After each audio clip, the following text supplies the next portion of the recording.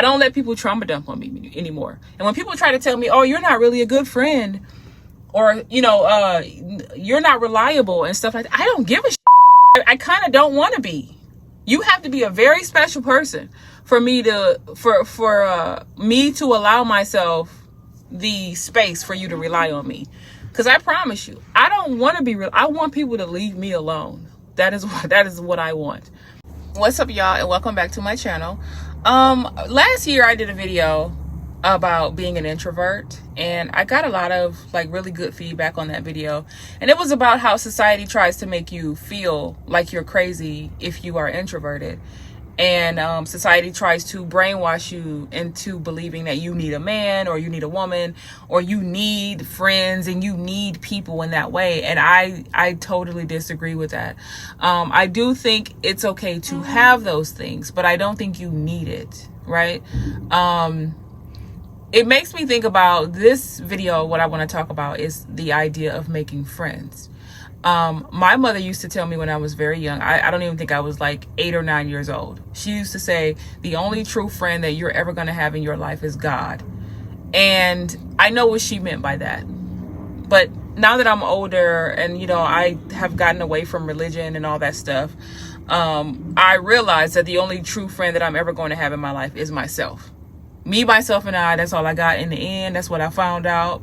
And it ain't no need to cry. Y'all remember that song? I know from now on, I can be my own best friend. So that's just how I feel. And that's how I always felt. And I'm pretty sure that I'm going to always feel this way, like until the day that I die. I do think it's good when people come along and you can enjoy like good memories and fun times with people. But I have never once gone out of my way to make friends. Let me say that. Not once in my life have I ever gone out of my way to make friends. The idea of people wanting to be my friend always just happened. It was the easiest thing for me. For me, it's like blinking my eyes. People will come into my life and people will get to know me, or people will compliment something about me. And the next thing you know, we have something in common and we're laughing and joking and we should go out and we should do this and let's go shopping. Do you like, oh, I like those shoes. Oh, I love all those purses from, I don't know, Nicole Miller or whatever. I do too. Oh, really? I don't know anybody who likes Nicole Miller. Oh my God, blah, blah, blah. And then the friendships just happen organically. That is how it has always been for me. And as a matter of fact, as I've gotten older, I kind of resent the idea of making new friends. Now, I do like to meet new people, but I don't like the high maintenance friendships. So I kind of want to differentiate the two. Meeting new people is fine. It's exciting. It you know, you create memories, you laugh, you have things in common, and then you move on. It's almost like the the airport friendships, where you're sitting there and you're reading a book and they're like, oh, I just read that book. That book is incredible. Oh, really? Yeah. What part did you like? Oh, I like that part too. Ha ha ha ha. And you have all these great conversations with people, and then you just wave your hands and say goodbye and have a nice life, and you never usually see them again. I'm cool with that. I'm cool with that level of it. But as I get older, I'm like, I have a few like women friends, and there's a part of me that wants to connect with women all around the world, like I do with my platforms, but I don't do the high maintenance friendships. And I don't think I'm ever going to do that again. I did that once, and she passed away when I was 27. She was 26. We had like 22 years of friendship because we had met each other when we were like very young, you know, like 4, 5 years old or something like that. And she died from lupus complications, and I was very devastated. And I remember thinking, that's it, I guess. I think you only get one of those in a lifetime. I trusted that woman with my life. She trusted me. Like, we were always together. We always like shared our problems. Whenever she was going through boy problems, or she would tell me, and when I was dealing with dude problems, I would tell her. And literally we were like flip and flop. You know, wherever one was, the other one was. We were always together. We were always experiencing things, like traveling. I remember when she called me out of nowhere and was like, girl, I'm in New York. When I come back, I want to come back again, but you got to come with me. And within like a week, we went to New York. You know, we were there for no reason. Actually, we wanted to go to Fashion Week, and then we got there and we said, fuck Fashion Week. And we just explored the entire F out of Manhattan. We were there for 4 days. And so we would do stuff like that. And then when she passed away, I was like, okay, well, that's the end of the friendship thing. I'm not, you know, and I've met other women friends that I considered to be my friend, and they called me their best friend. And then I just kind of went along with it. And I'm still cool with all these women to this day, except one of them. But we don't do the high maintenance friendship, meaning we have to be together all the time. I'm talking to you on the phone for hours every day. We're always running into each other, and going places and doing, like, I can't do it. Right. The friends I have now, we see each other. We might hang out and go on a trip or something like once a year, if that, or we may talk on the phone for a few hours 2 times out the year. We see each other when we see each other. And every time we link up, it's like we were never apart. But we have our own lives. We have our own space. And I love it like that better. I can't be up under somebody all the time. And I can't have nobody up under me all the time. I just can't.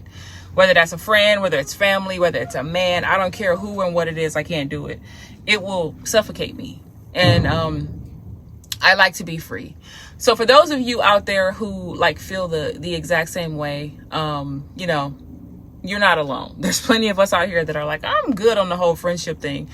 Acquaintances or associates is what I like to call people. So whenever I say somebody's my friend, I'm usually using that word in most cases as a figure of speech, because that's just like context or whatever. But using the word friend, I don't like to use that word loosely, because, you know, I'm my own best friend.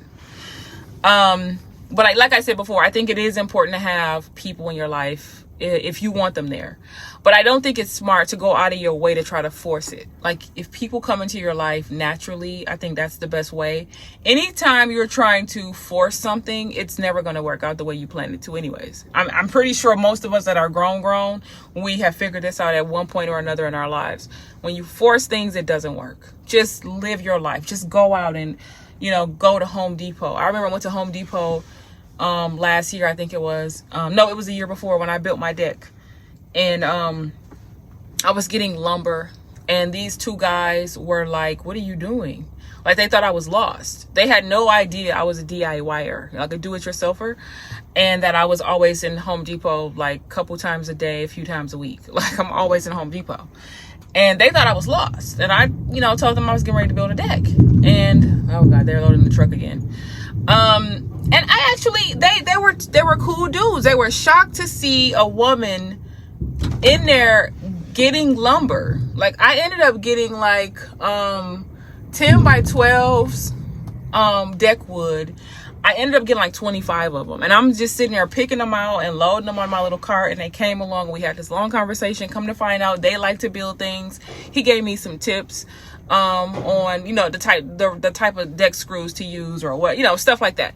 Had a good conversation, exchanged phone numbers. Then he was like, hey, how was the project coming along?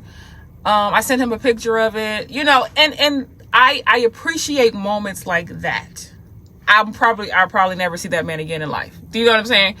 And that's how I feel about everybody. Like, it's cool to connect with people, but then, you know, I don't want people showing up to my house unannounced. You know, I talked about this before. When people show up to my house unannounced, I don't open my door. I will sit there and look at you with my camera, and I'll be like this, because you didn't call me. You didn't see if it was okay to stop by. And I don't care what I'm doing. I could just be laying there taking a nap, or I could be down in my basement building something, or I could be, you know, in my backyard, whatever. At the end of the day, I'm not opening my front door because you did not call before you came. And if you called me and I didn't answer, that doesn't mean still pop up. That means I'm not available. Okay? And so because of that, I don't like people popping up. I don't like people calling me all the time because I rarely answer my phone. You know, I would say in a day, if I got 20 calls in a day, I probably answer my phone one or two times. Sometimes never, because I don't want to be bothered. I have a lot of acquaintances or friends, and I don't always answer the phone for them. I got brothers, sisters, cousins. I don't always answer my phone. And by this time in life, everybody who knows me knows that's just how she is, right? So that's why it's so funny when people tell me, oh, you're going to die alone. You're going to die alone with cats. You're going to be lonely. No one. And I'm just like, I don't give a shit. Like, I couldn't think of a better way to go than to be with cats or by myself. I was just talking on the podcast yesterday about how I think it's weird and creepy to have someone surrounding your deathbed when you're dying. Because I think that death, when you're dying, to me, it's like something that should be private. Like, I don't know how to explain it, but I'm like, why should there be 10 or 15 or 50 people surrounding me while I'm dying? I think that is weird and creepy. So when people tell me I'm going to die by myself, I'm like, please, I hope you're correct. Because it's weird. They can come in and do what they got to do after I'm gone. I don't want that weird awkwardness of, and then, you know what I mean? Like, it's just weird. And then I just close my eyes and I pass away. Like, you know what I mean? I don't know. I can get deeper into that if y'all want me to. All the people that I have sat with, and I was the only one in the room while they were dying. Hundreds of people. Because don't forget, I was in healthcare for almost 20 years. So hundreds of people. In many different states, many different facilities, hospitals, you name it. And there were plenty of times when people's kids didn't make it in time. They were coming, but the person died before they got there. And so I just have a different perspective on all these things. You know, working in healthcare taught me that most people die alone. And also that even when you die with people around you, for me, that would be like very uncomfortable. I would want the death to hurry up and speed up so that I wouldn't have to be uncomfortable. That's just the way that my brain works, right? And I'm just using that as an example. But there's nothing wrong with you if you don't want to make friends. I'm 40 years old and I'm like, I like connecting with people, like I said, but I don't need to make no friends. I'm good. Because people are messy. People like to be intrusive. People project their fears and insecurities off onto you. And when I'm alone, I'm in a bubble. I literally live in a bubble, y'all. And I have lived in a bubble for 20 plus years. I'm not even joking. And when I say I live in a bubble, I mean, though I may know what's going on around me most of the time, there are plenty of times when I don't, and I don't give a shit. Don't come to me with your problems. I am not God. I can't help you, especially if you're going to just turn right around and go back and not change your situation. I don't want to hear it. Like, I don't want to be that high maintenance friend. I don't want to be the person that co-signs your bullshit. I don't want to be the person you always come trauma dump on. You know, and I'll do a video about the trauma dumping thing too. Cause, y'all, I got stories for days about the trauma dumping stuff. I don't let people trauma dump on me anymore. And when people try to tell me, oh, you're not really a good friend, or, you know, you're not reliable and stuff like that, I don't give a shit. I kind of don't want to be. You have to be a very special person for me to, for me to allow myself the space for you to rely on me. Because I promise you, I don't want to be real. I want people to leave me alone. That is what I want. Having quote unquote pretty privilege and, you know, being favored by people and being approached by men all the time, that takes a toll. Having people come to me and like tell me their problems, that takes a toll on you after a while. And because I've been dealing with that all my life, I'm at a place where I don't want to deal with it anymore. So if it means don't make new friends, don't. I'm good. I'm going to be just fine. I say all the time, I came in this world by myself. I'm leaving by myself anyways. Somebody told me, nah, you came in the world with your mama. My mama died 20 years ago. Okay? Literally. And I'm still leaving this bitch by myself at the end of the day. And I'm not saying that to sound negative or be mean. That's just the reality. And that's the reality for every human on the planet. I don't know why people have not accepted that yet, but only time will tell, right? But yeah, if you don't really want to make new friends, that's fine. You're not alone. I just want to know if I'm alone.